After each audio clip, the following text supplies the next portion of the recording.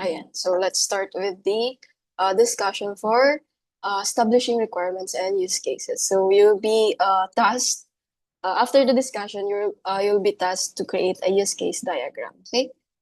So let's start. Wait.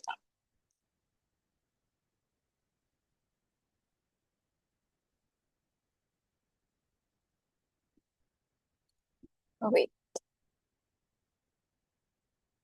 Mali.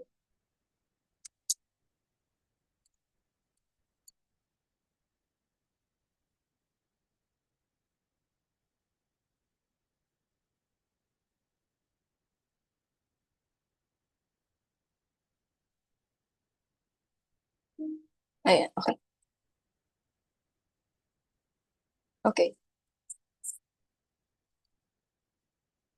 Okay. So di ba from the previous topic, we already discussed about the agile methods and the requirements. Okay, so when we say requirements, so we are talking about the needs.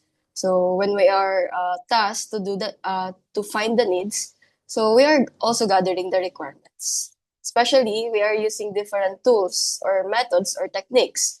Diba? We have the example, the interview, the ano pa yun, interview, the example storyboard, diaries, ayan. So example of or a technique to gather our requirements. Okay?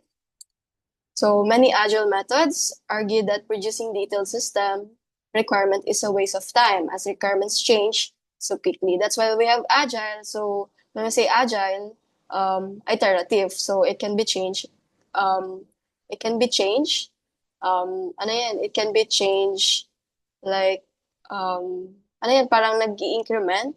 So it can be changed quickly. So it depends sa requirements. Okay, so the requirements document is therefore always out of date.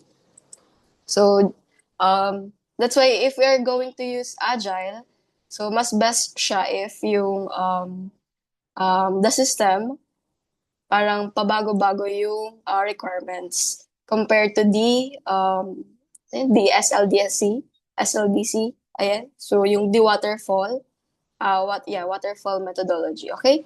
So yun yung difference ng agile and the waterfall methodology.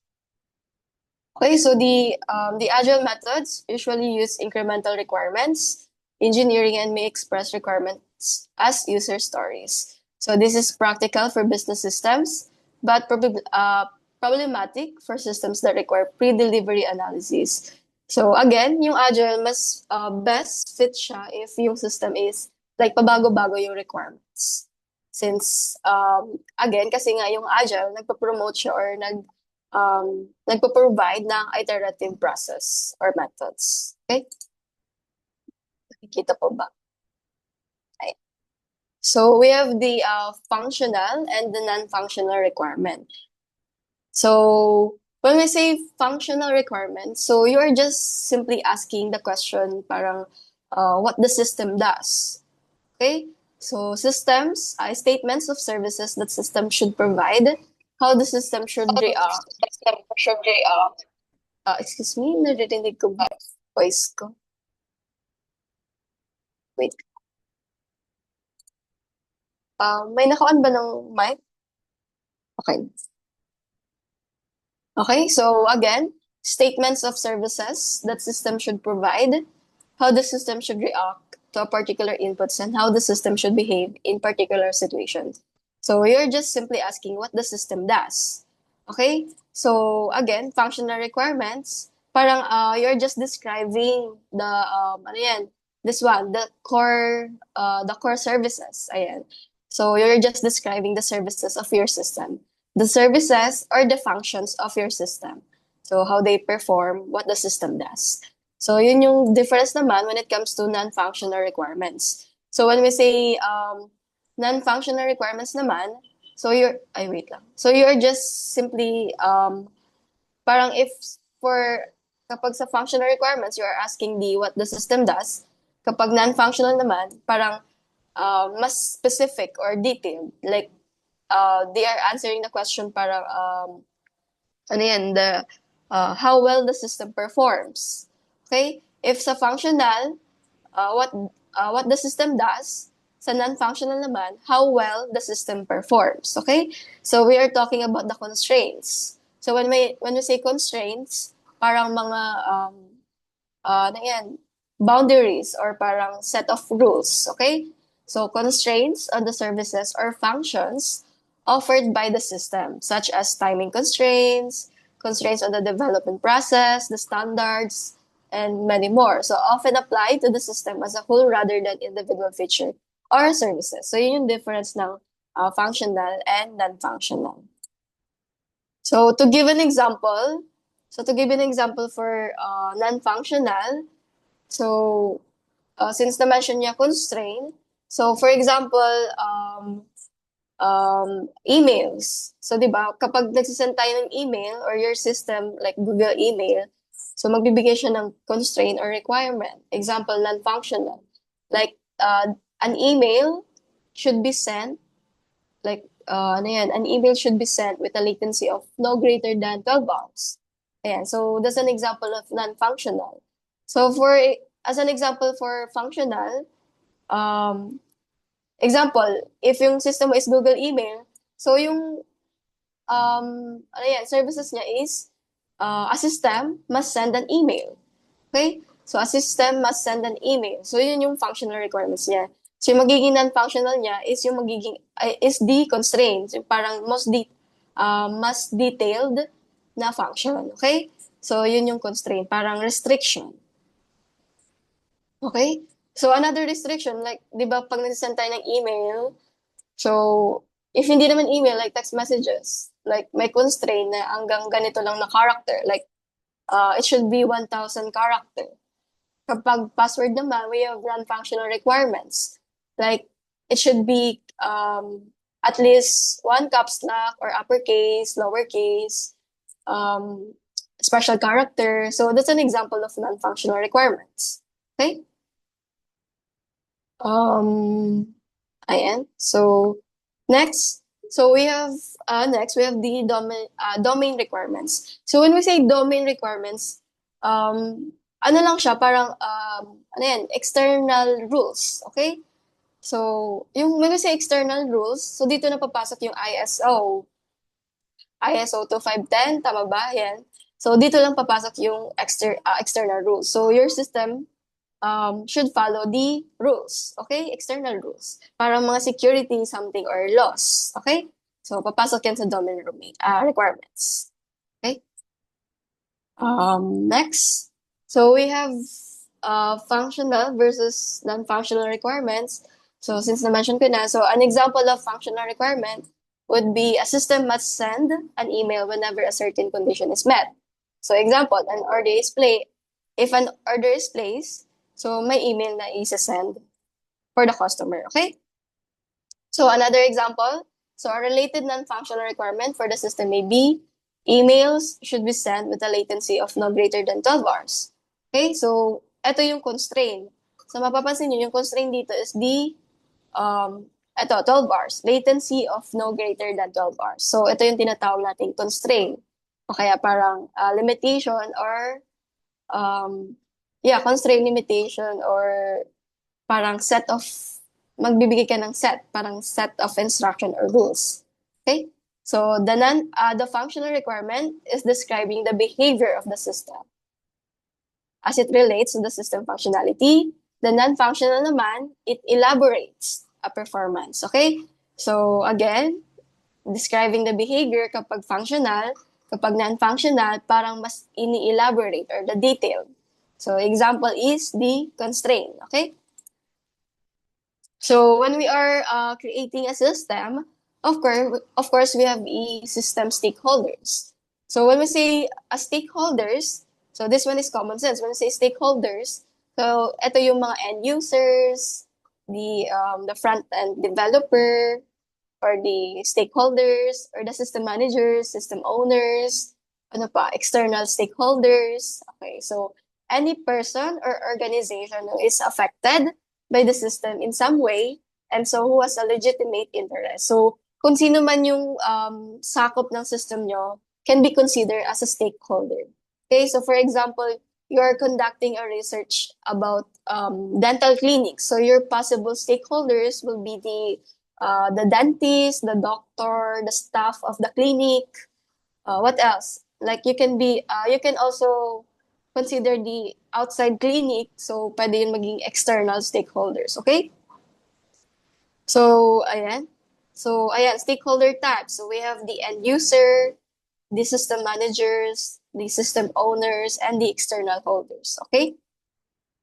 So, again, when you are gathering a requirements or data gathering, yes, um, you need to make sure na lahat ng stakeholders is um, ano yan, um, ano yan, just to make sure na lahat ng stakeholders is kasama when you are gathering any data or requirements. Okay? So, yun yung common mistake. Minsan, yung common mistake kasi, yung kinikonsider lang nilang user is the end user. So, magagather ka ng data dun sa end user lang. How about the system managers, the system owners? Okay? So, you need to consider all of the stakeholder types. Okay? So, we have here the case study stakeholders. So, should I read this one? So suppose that you have to develop a software for a cash dispenser. So you should develop software for both cash dispenser. So when we say cash dispenser, so we have the ATM, so the machine. So the part for communication with the customer, delivering money and the report of the account state. So when we say communication with the customer, so we are pertaining here the parang the user interface, user interface of the cash dispenser. So 'di ba we have the machine. So yung kiniklik nyo, yun yung minimin dito, the part of communication with the customer. Okay? So we have one system. Next is the software for communication and the software needed in the banks. So when we say the communication between the software and the banks, so ito yung parang the back system, parang yung transaction within the bank, 'di ba? When we have the user side, the customer side, and the bank side, or the customer system and the bank system. So you have a team of 10 people. All of them can play a role of designers, developers, testers, and document writers. So you have got a contract to implement the first version in 6 months. So all hardware and development tools are available. So in the project, 5 banks are included. So you have parang 5 banks. So probably this one is branches. You have 5 branches of banks are included that use 2 different transaction system. So the customer wants that you incrementally implement the system. First the cash dispenser software, then the interface to the bank account system. Finally, the communication. So total, we have 3 communication systems. So the total system should be delivered after 6 months. Okay? So basically, based dito sa case study, you can already identify the stakeholders. Okay? So first stakeholders, you have the customer. So the customer, they are the customer facing the software. So yun yung magiging stakeholder mo. Next one is the communication software. So when we say communication software, so probably the bank,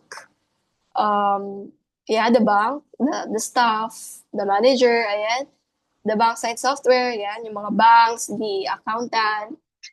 Ayan. So another stakeholder, we have the 10 developers. So another is the 5 banks, this one. 5 banks. So magiging stakeholder mo with different back-end transactions. So ayan. So yun yung parang based dito sa case study, you can already identify the possible stakeholder. Okay? So again, sa case study din, you can also provide the primary and the secondary stakeholders. Diba? When we say cash dispenser, you're tasked to create a software for cash dispenser. Sino yung possible na magiging primary stakeholder? Of course, the bank and the customer.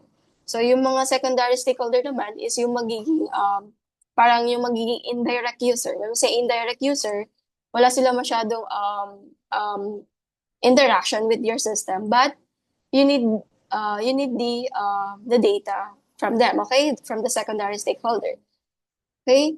So, the bank employee. So, example naman sila ng secondary stakeholder. If hindi naman sila directly user of your system, but they can provide e-requirements for your system development. Okay? Another one is the system administrator and technician. So, possible. So, since they are the one or they are tasked to monitor or maintain the system. Another stakeholder, you have the internal project stakeholder. So you have the project manager, the developer, the tester, and the document writers. Okay. Okay. So problems of requirements elicitation. So stakeholders don't know what they really want. So again, na-discuss na to. Stakeholders express requirements in their own terms. Different stakeholders may have conflicting requirements. That's why you are encouraging um, to gather requirements or data to all possible stakeholders. Okay, so uh, organizational and political factors may influence the system requirements. The requirements change during the analysis process. New stakeholders may emerge, and the business environment may change. Okay, so this one, organizational and political factors may influence. So this one is possible, especially naman sa mga governments, di ba? So minsan mga political factors influence ng system requirements. So requirements change during the analysis process. So yung possible this one, if ever mag-change yung stakeholder mo, of course, may changes din sa requirements of your system. Okay? The requirements elicitation analysis process. So we have four process. First is the requirement discovery. So yung the requirement elicitation analysis naman, this one will help you to to identify the system. You need to identify the system process or the system process and the requirements to ensure na yung the stakeholders will agree doon sa lahat ng goals na ita-target mo with your system. Okay?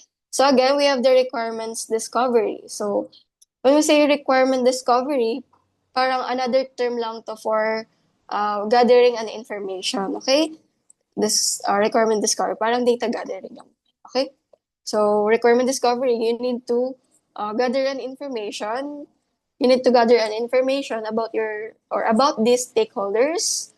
So with that, you need to conduct an interviews, observations, surveys, and document review. Yun yung mga possible technique or methods to gather an information. So next one is the requirements and classification and organization. So when we say naman requirements, classification, and organization, so after data gathering, so dito naman papasok yung parang sorting or grouping of the requirements. Diba? We have sorting and grouping of the requirements or needs. Okay, so ika-categorize mo yung lahat ng data gather or the requirements na na-gather mo during the requirements discovery. Okay, so with that, with the use of or with the help of identifying or grouping of the requirements or again categorizing, you can easily remove the duplicates or the redundancy of the requirements. So at least you have a clear or organized information. Okay. So next one is the requirements prioritization and negotiation. Okay. So ito na yung papasok na we need to make sure na lahat ng stakeholders agree doon sa goals mo, sa system goals. Okay? So dito na magde-decide yung stakeholders kung ano yung requirements. When we say stakeholders, again, you can be part of the stakeholders, the developer or the system owner or your client itself. Okay? So yung example, yung owner mo magde-decide if ano yung, di ba na-classify or na-categorize mo na yung requirements. So example, you have requirement 1 to 10. So based dun sa requirement 1 to 10, so the stakeholders will decide ano yung most priority. Okay? Ano yung most important requirements. Kasi hindi lahat ng requirements is ma-achieve. Imagine you have 1 to 10 requirements and short lang yung budget mo. Okay? So again, di ba kapag create tayo ng system, we have limitation. When we say limitation, example of that is the budget, the time, and the constraint. When we say constraint, technical constraint. Example, di naman super galing yung developer mo, kulang yung budget, and 6 months lang yung provided na time. Okay? So, requirements prioritization. So, you need to choose the most important requirements. So, yung responsible for that is the stakeholders. It can be the developer, the client, or the system owner. Okay? So, after that, after the decision, or after mo ma-categorize, ma-set yung prioritized requirements or the most important requirements, you can now proceed with the requirement specification. So when we say requirement specification, dito na papasok yung documentation. So um, yung napag-desisyonan, the decided most important requirements, you can specify the requirements na dito sa requirement specification. Okay, you can document, you can create user stories, also the use case diagram or use cases. Okay, so when we say use cases, guys, you can use the tools, use case diagrams. You can create a use case diagrams, the personas, or the, ano yun yung isa? User scenarios, okay? So you can do that with the documentation of the requirements. Okay, next. So ito yung process. So na-mention ko na yung process. Again, requirement discovery, you need to discover the requirements, parang data gathering lang. So when we say requirement classification organization, you need to categorize the requirements. So you can remove the redundancy, the duplication, prioritization, and negotiation. So you need the stakeholder decision to prioritize the requirements. Okay. After that, you can proceed na sa last process, which is the requirements specification. So you can document and input the next round of the spiral. Okay. By using the use case, user scenarios, etc. Okay. Next is the requirement gathering. Okay, so the importance of requirements, data gathering for requirements, data analysis, and presentation. So when we say requirement gathering, this one is just simply the process of a collecting of information from stakeholders.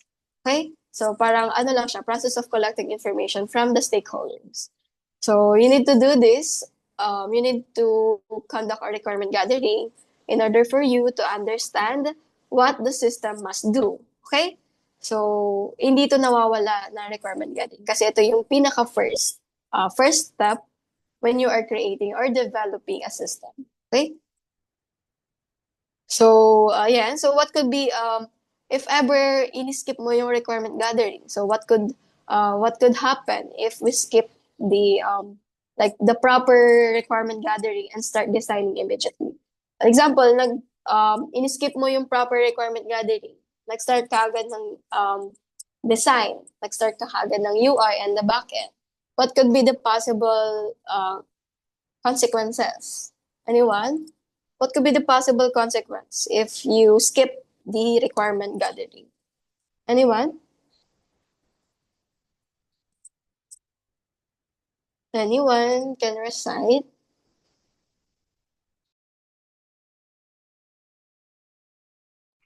Wala. So again, when we say, if you, example, you tried or you try, yes? Wala man. Okay. You try to skip the proper requirements gathering, then nag-start ka agad ng design. So again, possibly, yung possible consequence niya is system failure, okay? Since hindi mo na-meet or hindi mo na-provide yung user needs or the needs of the stakeholders. Since yun nga, from the start, or in first place, hindi ka nag-conduct ng requirement gathering, okay?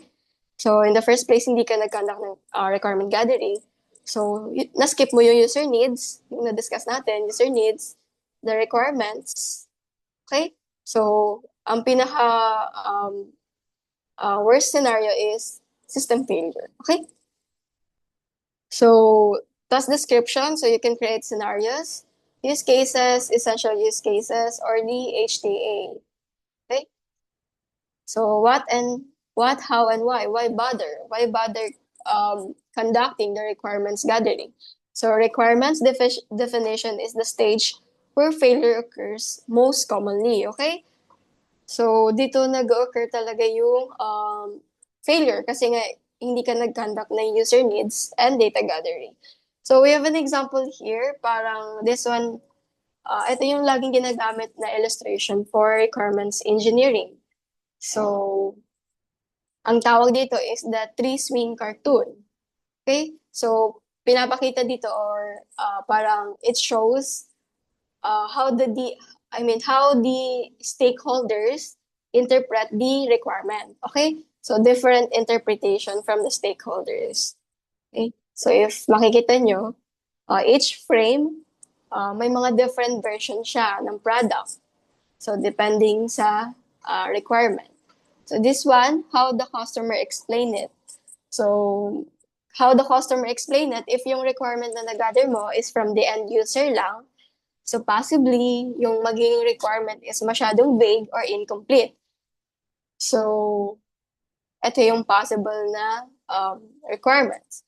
Next, how the project leader understood it. So, possibly, iba yung interpretation mo from the project leader and compare sa developer. Next is how the analyst design it. So, kapag analyst ka, possibly masyadong complex yung gagawin mo. So, mag-add ka ng unnecessary complexity. So, if ikaw yung analyst, of course, iba din yung requirements na mapoprovide mo. So, ito yung possible na design. Okay? So, how the programmer wrote it. So, ito yung possible. How the business consultant described it. Ayan. So, what the customer really needed. So, if you conduct a requirements or data gathering, so makukuha mo yung user needs. So, ito yung last frame. What the customer really needed. Okay? So, ganun ka-important yung requirements gathering. Okay? Okay?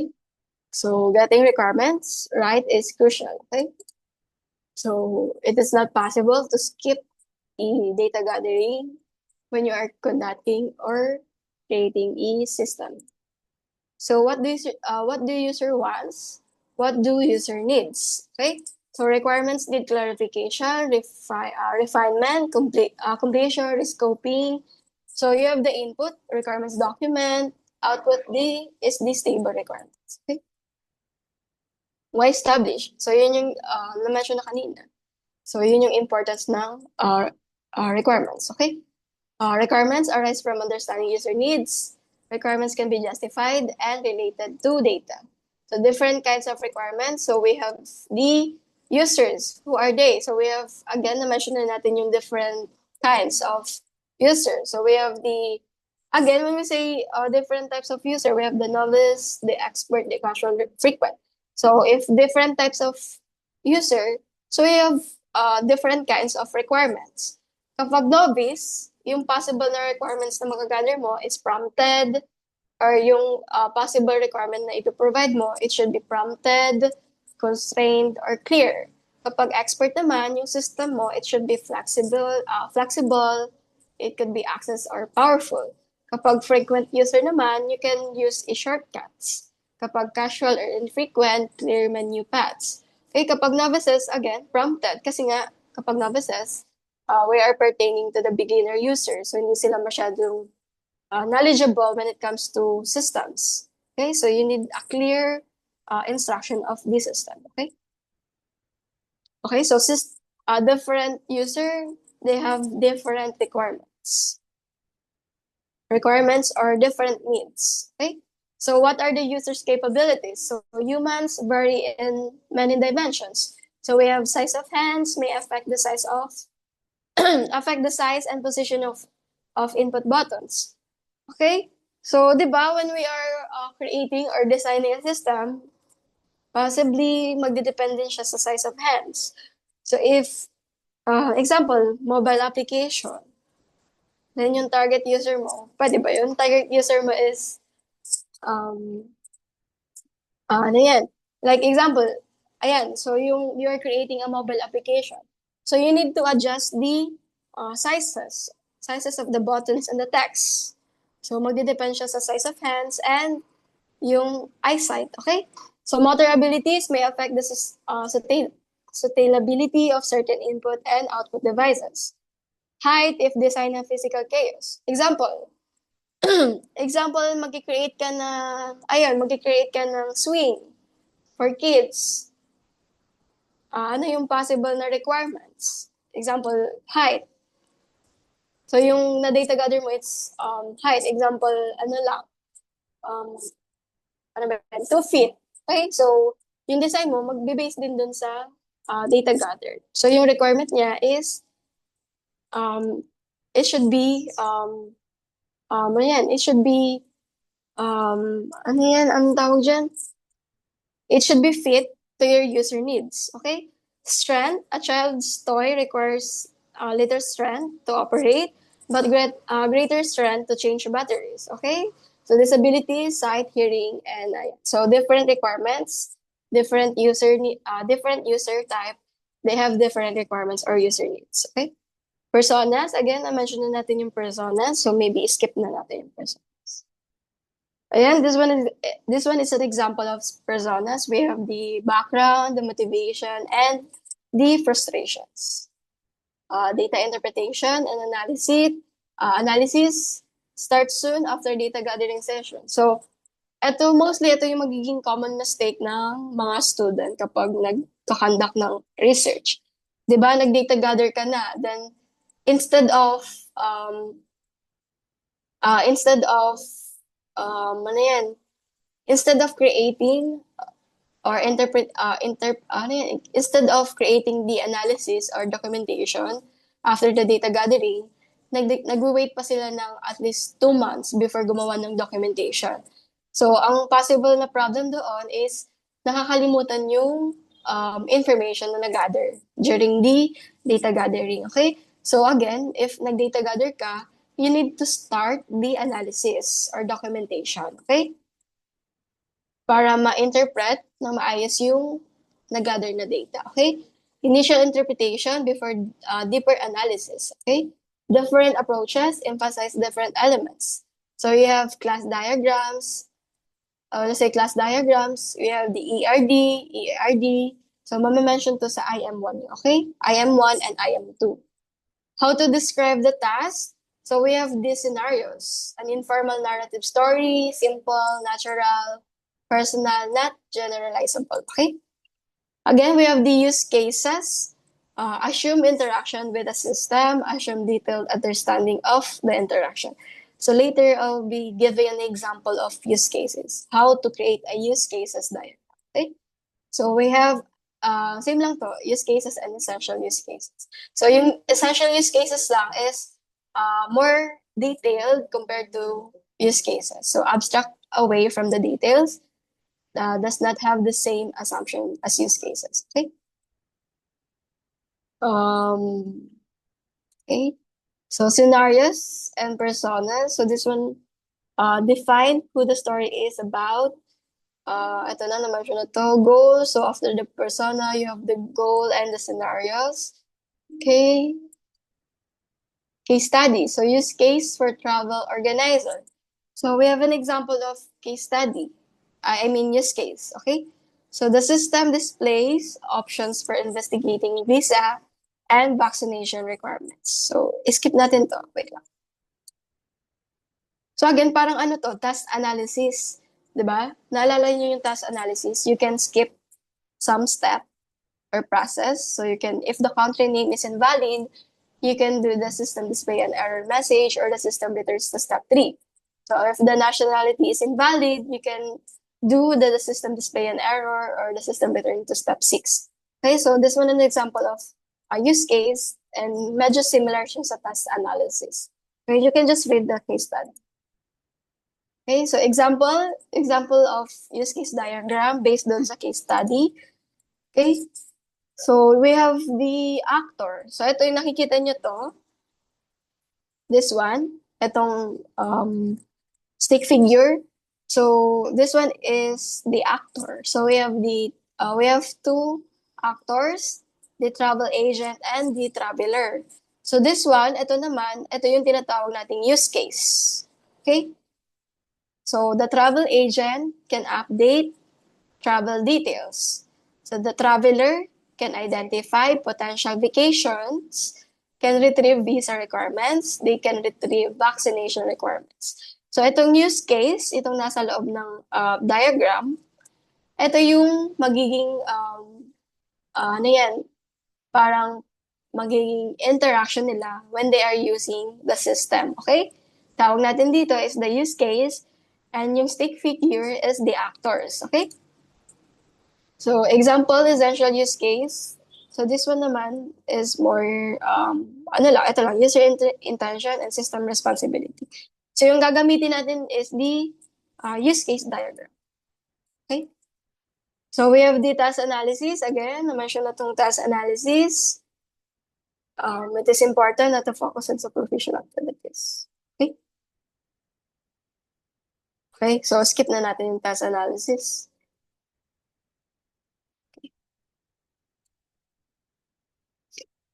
Ayan, na-mention na to.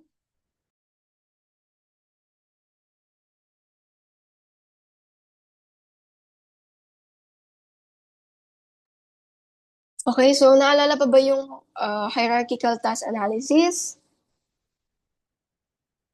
Okay, so you need to create a plan. So if regular user do 1 to 5, like locate DVD, a DVD, enter payment, so you can proceed here if new user do. Okay, so if regular user ka, you need to process the 1 to 5. If new user, you need to process the 1 to 5. I mean 1 to 3 to 5, okay? Ayan, example of HTA, okay? So same lang naman siya ng last topic natin. Next is the guidelines for writing requirements. So invent a standard format and use it for all requirements. Use language in a consistent way. So if it is English, you need to use English. Use shall for mandatory. So you can use shall for the mandatory requirements, should for desirable requirements. So you can use shall and should, okay? So again, if you want to use shall, so you will say shall for mandatory or must implemented requirements. Yung should naman for the desirable requirements or optional requirements.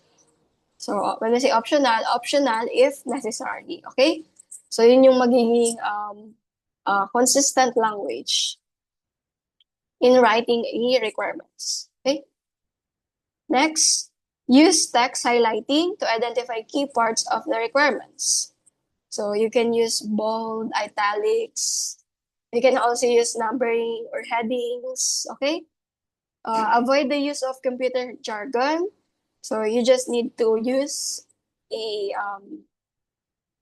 ano yan, easy to understand words or easy to read words. Okay, include an explanation, rationale, of why a requirement is necessary. Okay? Ano to? Okay? Use case modeling. Okay, use cases were developed originally to support requirements, elicitation, and now incorporated into the UML. Okay, each use case represents a discrete task that involves external interaction with the systems. Actor in a use case may be people or other system. So again, when we say use case represent a task, so an example of this one is yung kaninang pinakita kong use case diagram. Another example, use cases. Example, log in the system, place an order, generate a report. So yun yung mga example ng use cases, okay? So again, when we say actors, it could be the customer, the banks, the employee, the accountant. So yun yung mga possible example of actors. Okay? So use case diagram provides a visual representation of how user interact with the system. So use case diagram para siyang blueprint.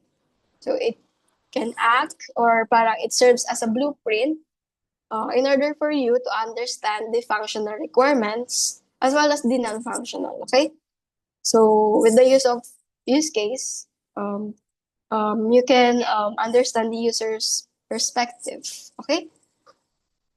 Ito na yung use case diagrammentation. So please take note of this one. So you have the use case diagrammentation, we have the actor, the use case. So yung use case, nire-represent siya parang oval or ellipsis. Okay?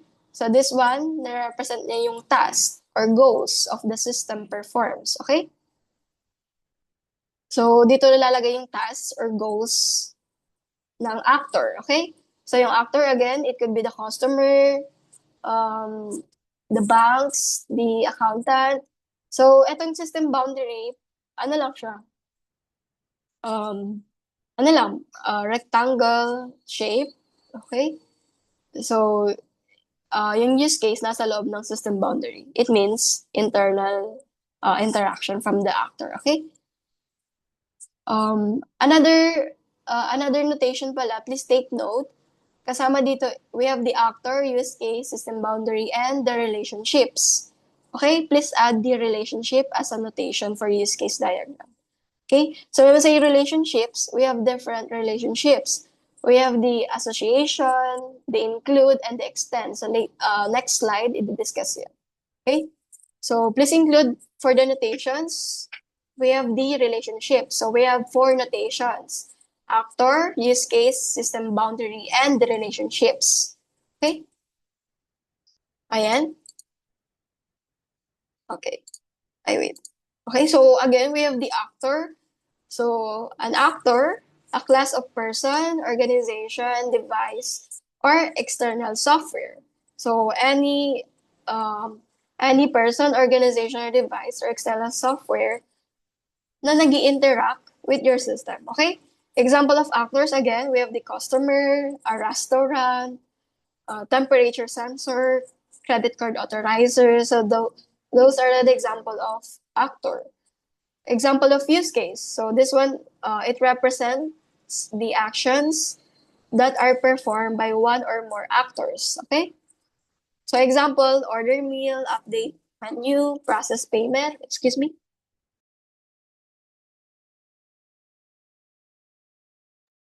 Ayan, so on a use case diagram, use cases are associated with the actor that performed them. Okay? So again, this one is the customer. So check nyo yung diagram or the illustration. So we have the actor as a customer. We have the customer as the actor and the restaurant. Okay? So napansin nyo yung delivery meal. So use case. So consider as external use case. So again, kapag nasa loob siya ng um, ano yan, yung border or the rectangle one. So consider as the internal use case. Okay, this one is external use case.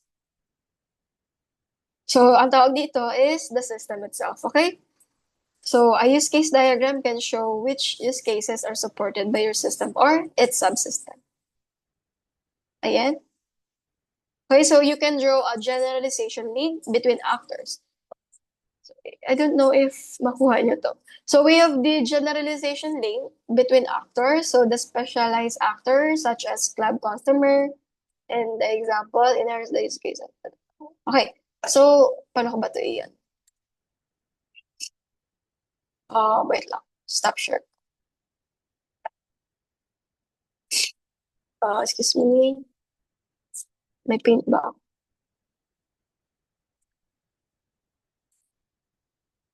ako? Wala. Wait lang.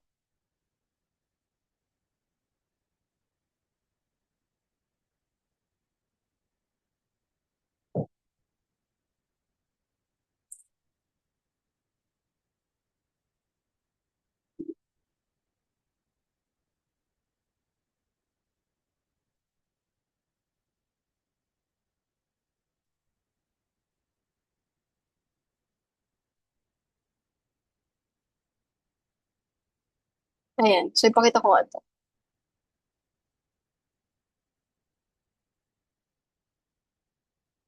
Okay, so going back dun sa generalization, parang link between actors. So when we say generalization, ayan. So when we say generalization, for example, nasa na? Example, you have, di ba, you have customer. Ayan. So, when we say you have an actor of customer, kita ba, guys? Wait lang. Sana. Yes po, ma'am. Okay. And so, example, we have customer. Then, di ba, we have different types of customer. It could be ano yan, um, new customer, or it could be user, new customer. New user na lang para mas madali. User, you have the new user,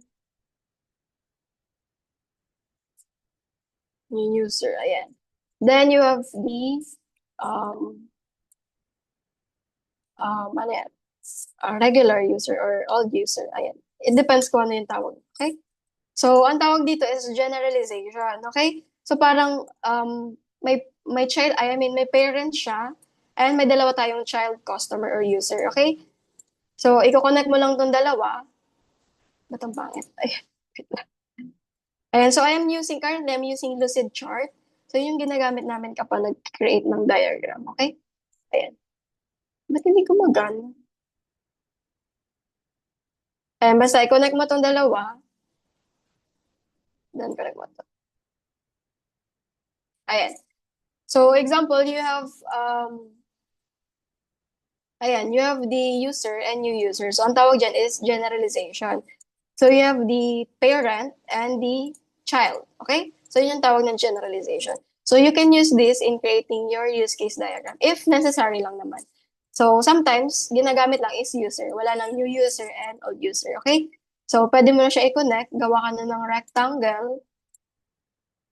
Ayan. Ay, ba't text? Ayan. Gawa ka na ng box. Ayan ba yan? Tama ba ito? Ayan, basta ganyan. Gawa ka na ng box. Then, connect mo na to dito sa magiging use case mo. Ayan. Ayan. So, you have the use case. So, ito yung example ng generalization. Okay? So, stop share ko. Balik tayo dito. Okay, nasa na yung Zoom ko? Ayan. So, kita naman ata dito sa example. So, makikita naman siya sa PPT. Okay? So, we have the customer, you have the club customer. So, example siya ng generalization. So, the association between an actor and a use case can show a multiplicity at each end. So, yun yung sinasabi na generalization. Okay? So, move tayo. Okay? So, use case modeling basic, another example. So, again, we have the customer. So, we have here the actor, customer, subscribe to reviews. So this one is an example of use case. Itong mga nasa oval, so, or ellipsis. Example to ng use case, okay? So napapansin nyo, may nakalagay na include and exclude. So later may include and exclude. So this one, example ng include. So when we say guys include, isipin nyo lang, ito kasi ang haba ng explanation. So when we say include, parang this one is a mandatory behavior. Okay? So when we say include, it is mandatory. Okay? Hindi siya pwedeng mawala or hindi siya optional. So it is a mandatory behavior. So kapag nag-create ka, or example, customer, yung task niya, order a meal. So yung use case niya is order a meal. So it should include i-pay. Okay? Every time na nag-order ka ng meal, kailangan mag-pay, kailangan mo mag-choose ng menu, and kailangan mo mag-choose ng menu item. Okay? So, we call that include. Kaya maglalagay ka ng include, tapos yung arrow niya is nakalagay dun sa included use case. Okay? So, use an include relation to show that one use case describes some of the detail of another. So, in the illustration, order a meal includes pay, choose menu, and choose menu item. So each of the included more detailed use cases is a step that the actor or actors might have to perform to achieve the overall goal. Okay, so the arrow should point at the more detailed included use case. Okay, so please take note na yung arrow niya is nakapoint dun sa included use case kasi dun sa extend nakabaliktad. So, please take note na kapag include, dun siya sa included use case. Okay? So, again, kapag include, it means mandatory behavior or mandatory use case. Okay? Ayan, next. So, another example, we have the example or explanation for include relationship. So it indicates that a use case includes the functionality of another use case. So this relationship promotes modular and reusable design. So we have the use cases, compose, post, add image. So example, you have here the compose post. This one is the, ano yan, the associate, parang yung, ano yung tawag dyan? The normal use case, okay? Associate na tayo, okay? The normal use case. So you have the compose post. So yung magiging include niya is the add image. So yung ano dito is, every time na magko-compose ka ng post or gagawa ka ng post, you need to add an image. So include, it should be a mandatory behavior. So compose post includes the functionality of another add image. Okay, so an example of include relationship. Okay, so this one naman, so ito yung opposite ng extend, I mean ng include and extend. So we have the extend. So pansin nyo yung arrow is naka-point sa this one, sa ano yan, the associate use case. Okay, so use an extend link to show that one use case may add functionality to another use case under certain circumstances. So the arrow should point at the main extend use case, okay? So for example, the login use case of typical website can include register new user, but only when the user does not already have an account. So diba, when we say, again, when we say include, it is the mandatory behavior. When we say extend, optional or conditional behavior, okay? So when upon logging, 'di ba nag-login yung user mo. Nag-login, then if the user is a new user, he or she need to register an account before the login, okay? So you will be needing the or you will be using the extend since it is a conditional behavior or optional, okay? If hindi naman siya new user, pwede na siya mag-proceed sa login, okay? So before ka makalogin, you need to create or i-register a user if new user, okay? So yun yung use ng extend relationship, okay? What else? Example, kapag nagpe-place ka ng, ano yun, sa e-commerce site, di ba kapag nagpe-place ka ng order, so pwede ka maglagay ng, ay, ang hirap, wait lang. Stop share ko. Ulit tayo. Ayan. Ayan. So, di ba, kapag ayan, nag-place ka ng place ng order, example, ano yan? Place or order. Ayan. Di ba, nag-place ka ng order? Ayan. So, yung ano yung magiging possible na extend if familiar kayo sa mga system? Ano yung possible na extend? Anyone? Ano yung possible na ma-extend natin dito? Every time na nagpi-place ka ng holder, ano yung magiging possible na extend?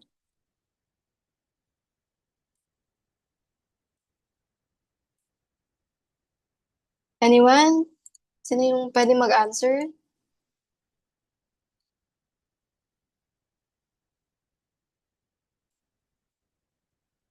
Ayan. Okay, if wala, so yung magiging possible na extend, so, di ba kapag nag-place ka ng hold order, nabubulol na ako. You can have apply voucher. What else? Di ba kapag nag-place ka ng order, lagi may ganyan? Or may ganyan siyang option, pero optional, okay? Apply voucher, discount. What else? Ano pang pwede? So, lalagay ka dito ng ganyan. So, ito yung magiging format. Okay, ganito yung format. Extend. So, you need to study this one kasi kasama to sa capstone nyo, okay? Ayan. Ano pa yung possible na extend kapag nagpe-place tayo ng order? Anyone? Ano pa? Yes, Baramada. Yes? Ah, ano po, ma'am? Is it, kasama po ba yung ano, parang nasa pending po muna siya bago mo siya i-finally purchase yung item? Pending? Opo, parang ganun. Okay. So, parang magpe-pending muna siya. Ah, pwede, ano na lang, verification. So, pwede yun. Okay? So, ang nilalagay kasi natin dito is parang uh, the process of your system. Okay? Example, may verification. Ganyan. Pwede yun. Order verification. Okay. Ayan. So, possible. So, lalagay ka dyan. Again, don't forget the format in writing extend and exclude. I extend and include. So, extend. Ayan.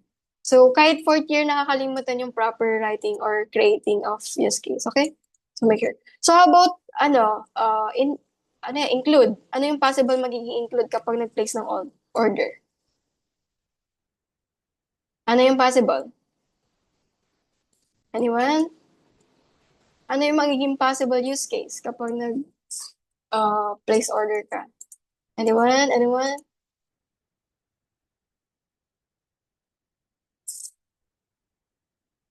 Ano?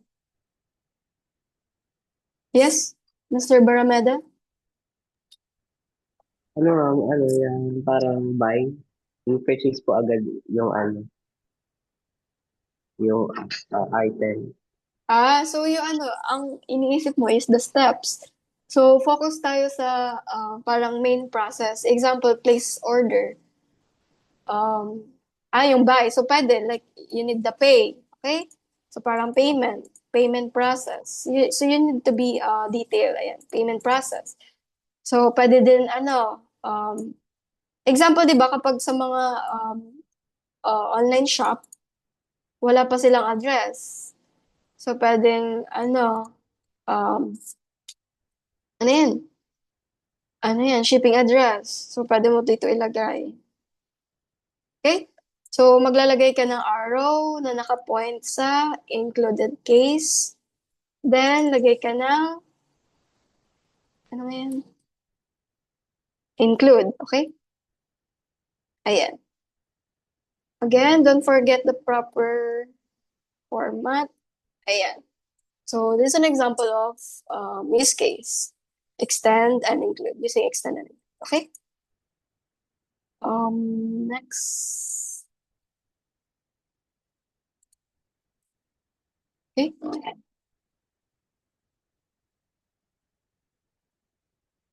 Ayan.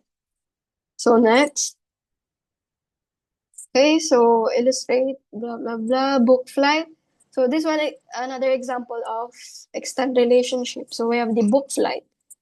So, di ba, every time, it is an optional naman if magbo-book ka ng flight, um, you need to choose or select a seat. Okay? So consider as an extend. Pero, it depends sa system. Di ba kapag nagbo-book tayo ng flight using Cebu Pacific system, tama ba? Cebu Pacific, yeah, SEBPAS. So, yung selection of seat, yes, correct. So, kapag sa selection of seat sa Cebu Pacific, ano siya, optional lang kasi yung nagsiset ng seat is the system itself, okay? So, you can use that in your use case. So, book flight. So, you have the extend, select seat. So, every time magbubook ka ng flight, you can either select a seat or not, okay? So it depends sa system or the user itself, okay? So next, use case modeling basic. So you can use different subsystem boundaries to illustrate different version of the system.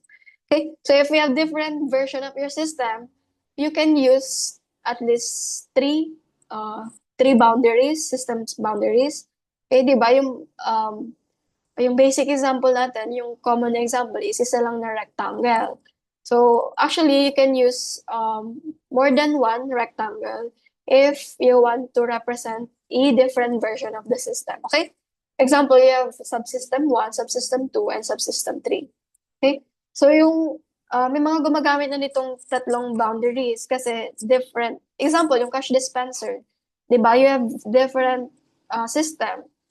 One is for the um, communication for the customer, yung user interface ng cash dispenser. Next one is the interface for the bank. Okay? So, different version of the system naman yun. Another is the physical ATM. Okay?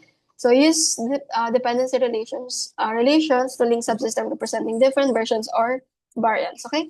So, you can use more than one subsystem. Okay? So, we have activity. So later, I'll be posting an activity. So you need to Ayan, hindi pa kayo nag-create ng persona, di ba? Hindi pa, okay. So you need to develop a personas for the users of your proposed application or system.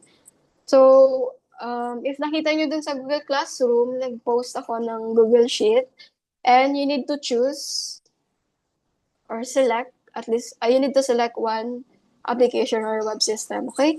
So, yun yung magiging final project nyo. Okay, so by group. So, dun kayo mag-focus when you are creating your personas and use case diagram, okay? Use common persona structure of photo and name, some background information, the motivation, the interest, challenges, goals, and frustration. So you can use template online to create the personas. You can use Canva para mas easy. So develop a use case diagram for your proposed application. So yung deadline nito is October 21, Friday. Okay? So example lang dun sa another example. Okay, so that's the end of the discussion. Example lang ako dun sa use case para mas maintindihan. Okay? So we have here the parang case study lang. Ayan. So again, example, you are tasked to create banking app system. And so before you proceed in developing the system, you need to create a use case diagram. Okay? So based dito sa scenario, so dapat makakapag-create ka na ng use case. Okay? So the local bank, so please read naman this one. So the local bank, ayan. So magki-question ako about this one, ha? Excuse me, busy po lang. Ayan. So the local bank is developing a new mobile banking app that will allow customers to manage their accounts conveniently from their phones. So to use the app, customers must first log in. So again, ayan, na-mention na, you have the log in. So yung magiging first process ng use case, okay? So once inside, customers can perform basic banking tasks, okay? Such as checking their account balance. Ayan, so another use case, we have checking account balance. Transferring funds and making payments. So you have use case na dito. We have transferring funds, making payments, and checking account balance. So before any transfer occurs, the bank system must verify that the customer has sufficient funds. Okay, so parang ito yung magiging business rules. So payments can come either from checking accounts or saving accounts. Okay? So based dito, so depending on the customer's preference. So customers can only set up or update their profile within the app. So while editing their profile, they may choose to view health information or read about the app's privacy policy. So these features appear only if the user requests them, okay? So we need to create the use case diagram based dito sa scenarios, okay? So, saan pa yung shape dito?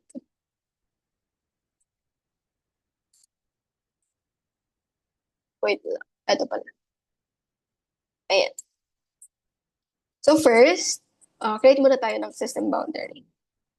Ayan.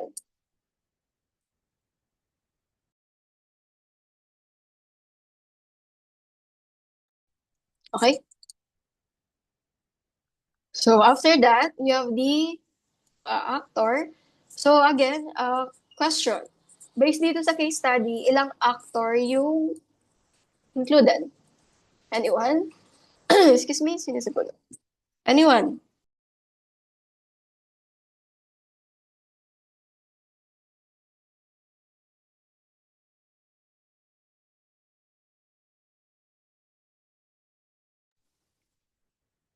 Okay. So, ilan yung actor based dito sa case study? Ano yung first actor? Anyone?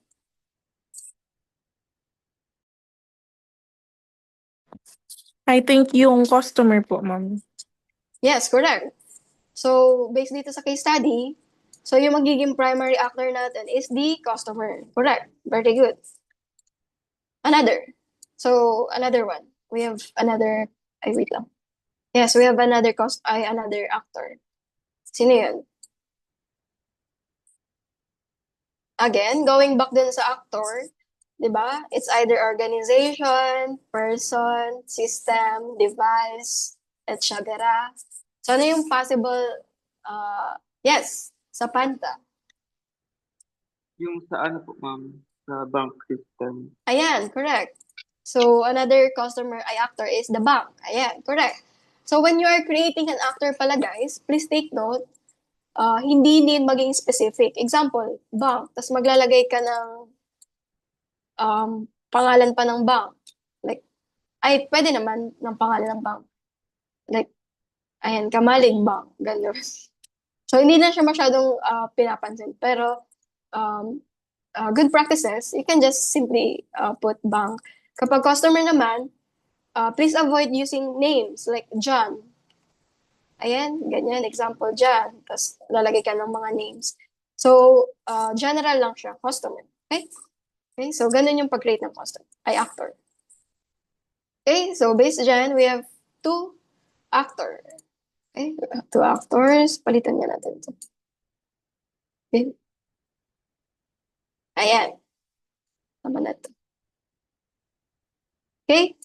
So again, based dun sa case study, ano yung possible na magiging use case? Anyone? Kahit hindi pa sunod-sunod, ano yung possible na magiging use case? Kung kaya nyo ng sequential, go. Ano yung pwedeng first use case natin? Ano yung magiging first task ng user? Kapag nag-access ka ng system, ano yung magiging first task? Anyone? Login po, ma'am. Ayan, correct. So, maglalagay ka ng login. So, yun yung magiging first task ng user. Okay? Okay. So, lagay ka, login. Okay, then, since this one is a associate, ano yan? Use case, so you just simply use, you need to use the ordinary line, straight line lang, okay? So, gagamit lang tayo ng arrow line kapag extend and include. Ano yun? Parang, ano yun? Dash line, okay? Mamaya. Okay? So, what else? So, dito, based dito, so, focus muna tayo sa login. Okay? Must first login. So, during which the system, ito, this one. So, we have na this one. Nakuha na natin to. Ayan. So, ito, basahin nyo. During which the system verifies their password and display an error if the login fails. So, ano yung possible na, ano yung possible na next step dito? Anyone? Verification process po, ma'am. Yes? Ano yan? Verification process po. Ayan, correct. So, you need to verify the login process. Okay? So, that's correct. Okay? So, wait lang. May nagpo-call.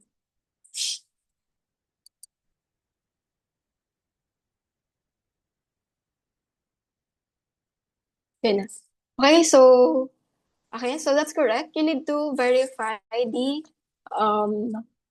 login. So, based dito, you need to verify the password.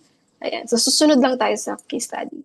Verify the password and every time daw na may error, magdi-display siya ng error. So, with that, makikita natin na may ano siya. Ano yan? Ano yan? Error management. Ano yan? User error handling. Ayan. Tama yan. Okay, so we need to add the verify password. So if mag-add tayo ng verify password, ano yung possible na relationship na gagamitin? So when we say relationship, again, we have the regular relationship, straight line. Another is the include and the extend. Ano yung possible na relationship na gagamitin if maglalagay tayo ng verify password? Anyone? Include po, ma'am. Ayan, correct. Include. Kasi every time na magla-login, it is a mandatory na i-verify yung password ng system. Okay, correct. So we need to create this. So this one dotted to guys. Dash. Ang tawag doon? Dash ba yun? So ayan, ito yung ginagamit dito. Then naka-point sa included use case. Okay? Sorry, sinisipon kasi ako. Ayan, include, I mean, ayan, correct. Next one. Next one is, ayan, next one is, ano yun? Displays an error if the login fails. Ano yung magiging possible na use case? So we have display, login, error. Correct? Okay, correct. So, anong, same lang ba dito? We need to use include or extend? Extend. Ma'am. Bakit extend? Kasi parang optional siya kasi it's either tama tama yung password niya or display an error. Ayan, correct. Okay. Sino nagtotoo? Japan po. Okay, very good. Okay, so correct. Kasi hindi naman every time na magla-login yung user, incorrect yung password or may error. Okay? So we can use the extend relationship. Again, follow the format. We have that a dash line. The arrow key is sa kabila. Okay? Nilagay ng extend. Okay, next. Next, so after that, so natapos na natin yung login process or login task for, again, sa customer to ha, okay? Customer. So yung bank, hindi sila magla-login, okay? So no need na sila sa login. So it depends naman sa system. So dito sa case study natin, only the customer, okay? Depends sa system requirements, okay? So next, once inside, customers can perform basic banking tasks. Such as, so we have the banking task. So since na-mention yung banking task, possible na connected na to sa bank na actor, okay? So such as checking their account balance, okay? Correct? We have the transferring funds to and the making payments, okay? So lagay lang natin siya dito. Okay? So follow lang. Tapos later, lagay tayo ng relation. Ano yan? Check balance. Okay, next is, excuse me, transfer funds. Next one is make payments. Diba? Tama ba yun? Ayan, making payments. So, ayan, make payments. Okay? Payment lang. Alright. Okay? Ayan, so we have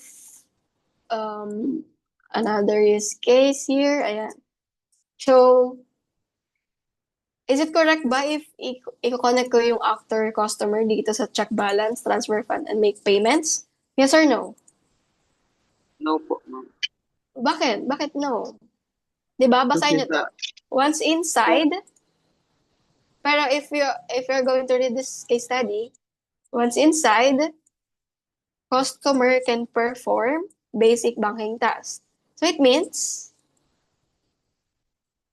task to ng customer.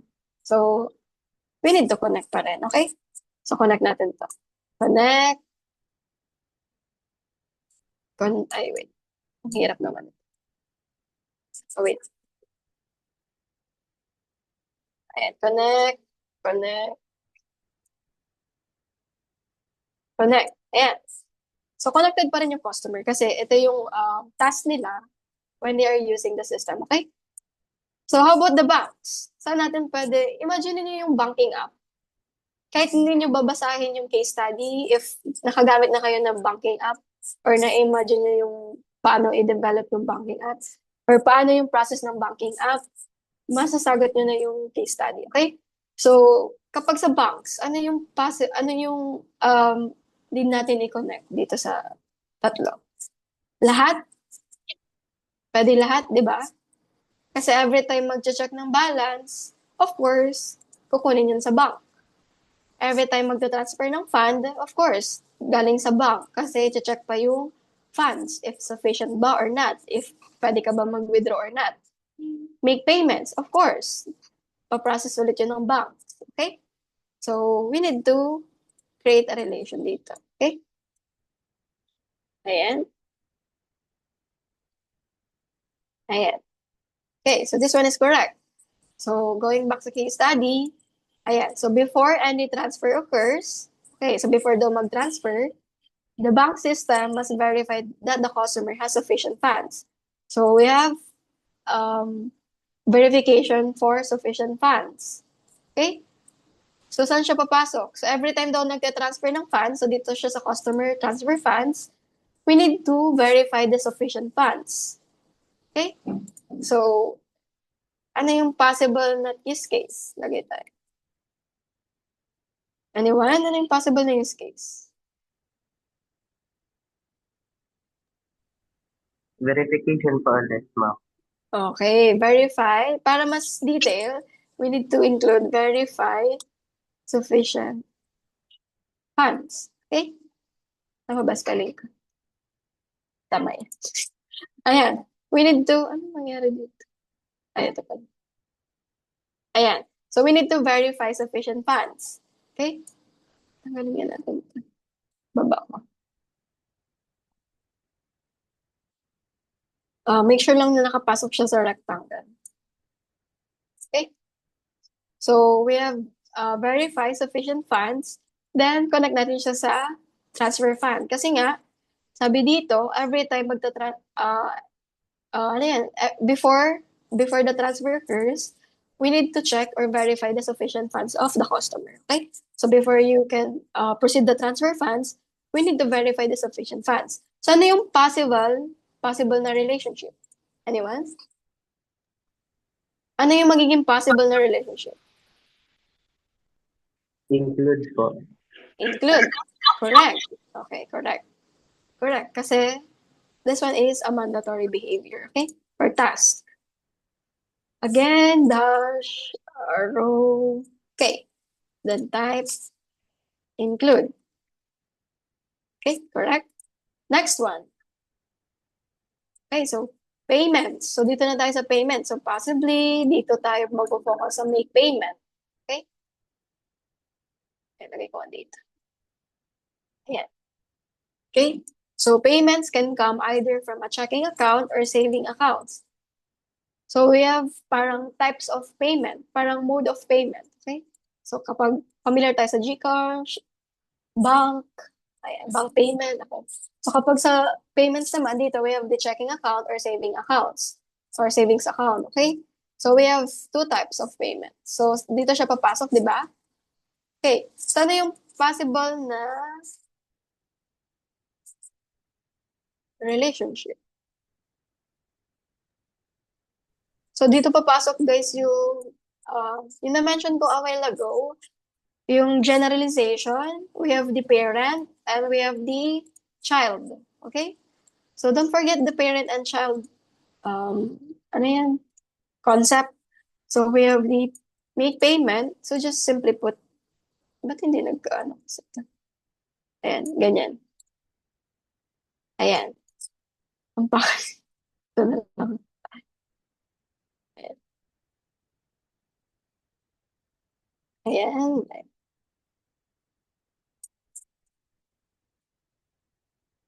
Okay? So, consider this one. Itong make payment, consider as the parent use case. This one is the child use case, okay? So, we're using here the generalization, okay?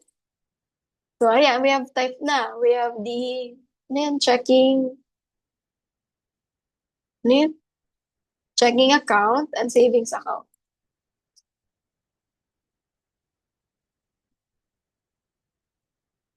Okay? Ayan. So, may nakalimutan pala tayo ditong part. Kasi every time mag-make ng payment, of course, you need to verify the funds. Okay? Ang gulo na. Ayan. So, another example of include.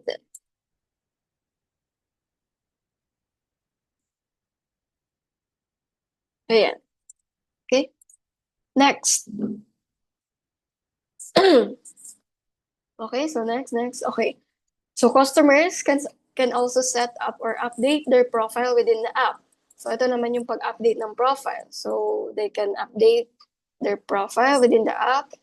So, while editing their profile, they may choose to view, help information, or read about the app's privacy policy. These features appear only if the user requests them. Okay, so this one is optional naman. Ayan, so you need to, excuse me, you need to set up the profile, okay? So yung format dito, gawin pa ba natin? Ayan.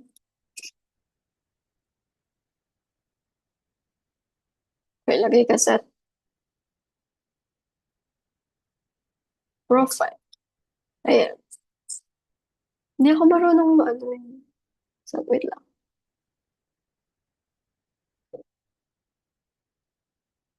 Okay. So yung may hati dito, kasi madami siyang option. So minsan lang siya ginagamit. Yung hinahatian dito. No? Hindi na ako familiar sa sa lucid chart. Okay? So, di ba may mga options tayo dito? Like, ano yan? Um, ayan, we have the user or the customer can view, help information, and read about the app's privacy policy. Okay? So, you can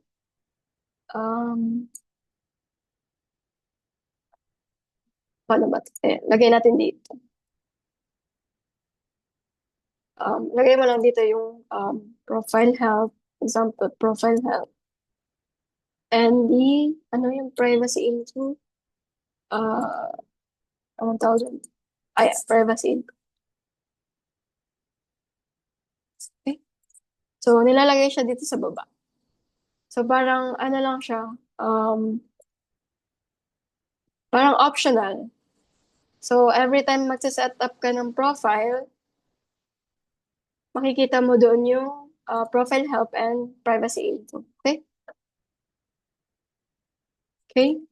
So, ano yan?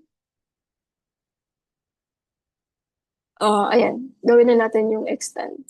Kasi, kailangan pa rin yan. Okay?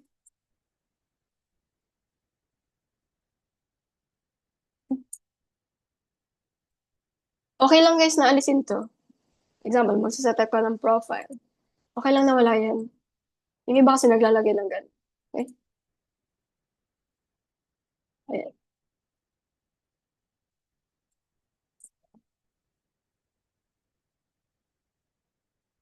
Ayan. We need to go to profile help.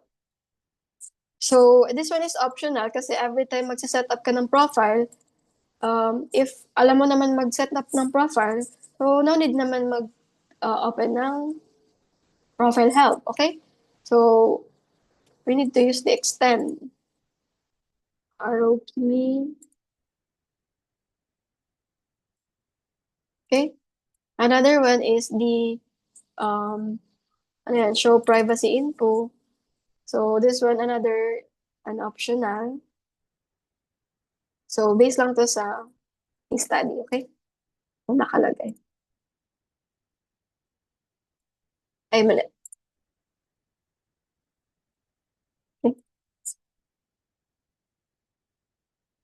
Okay. Then, connect mo siya sa customer. Okay? So, ganun lang yung paggawa ng case study. I mean, case study. Use case diagram, okay? Okay. Ayan. Any question? So, yung personas, madali lang gawin yun na personas. Pwede pa ma'am, Yes. pwede pa ma'am request po ng ano, ito pong na-drawing niya po. This one. Request po na makahingi ng copy. Sige, wait lang. Thank you. Okay. So, this one pala, yung example lang ng use case diagram ng capstone namin before, okay? So, yung topic namin is, ito. Ano pala, nakalimutan ko. So, every time maglalagay ka ng system boundary, nilalagay yung title dito sa gitna, sa taas, okay? So, it means, ito yung system mo, itong boundary, ito yung system mo, okay? So, maglalagay ka ng title. Example, if yung napili mong title is animal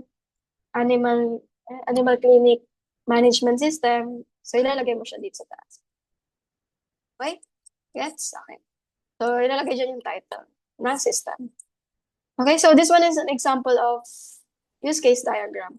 Like, buong system, ito na yung use case diagram. So, hindi siya need ng super detailed. So, ang ilalagay mo lang dito is the main feature or yung mga essential tasks or process sa system. Okay?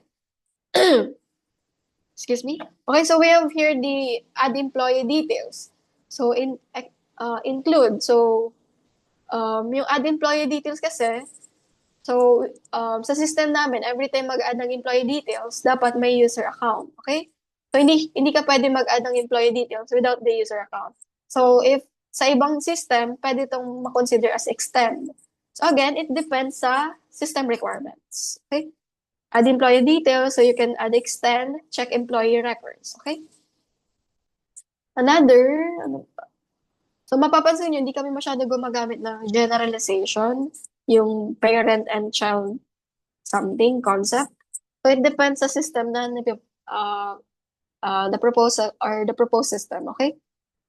So, this one, so we have here so we have generate sales report. So, you need to open the Excel, checking billing records. So, check transaction details.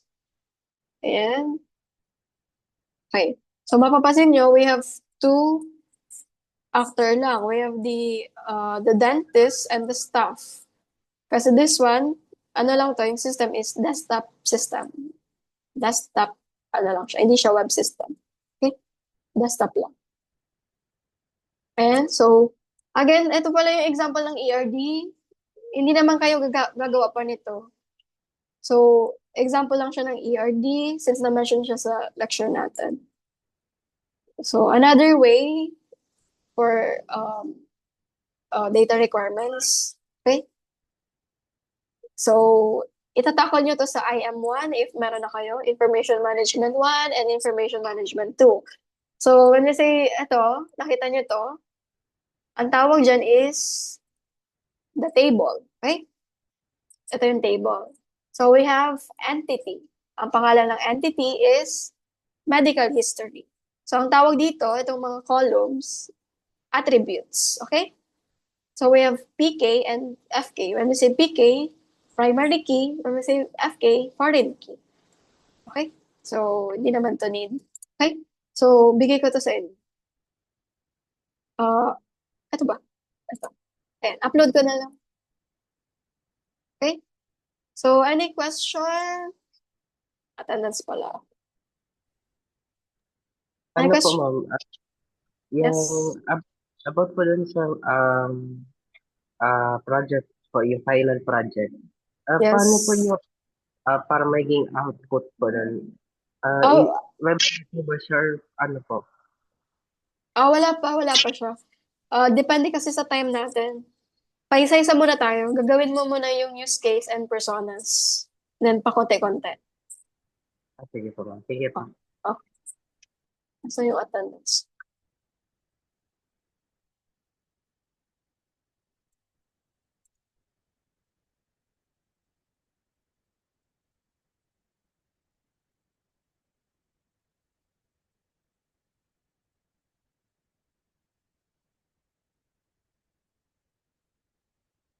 Oh, wait lang.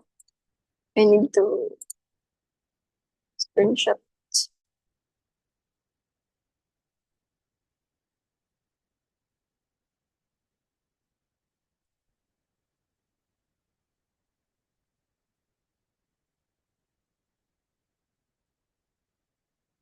Ilan pa yung magpe-present ng laboratory? Madami ba?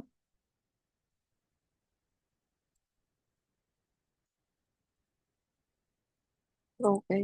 Dami nga.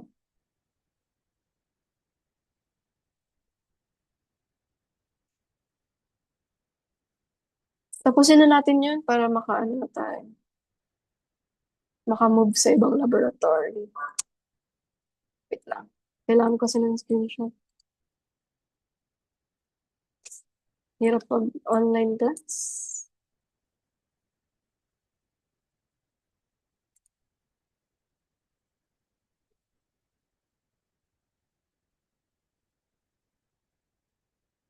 Okay, attendance muna tayo.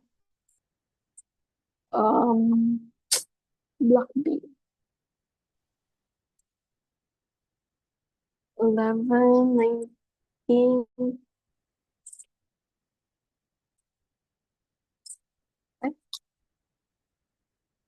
Okay. So, Alcazar, say present if you're here. Ay, off ko na pala yung recorded.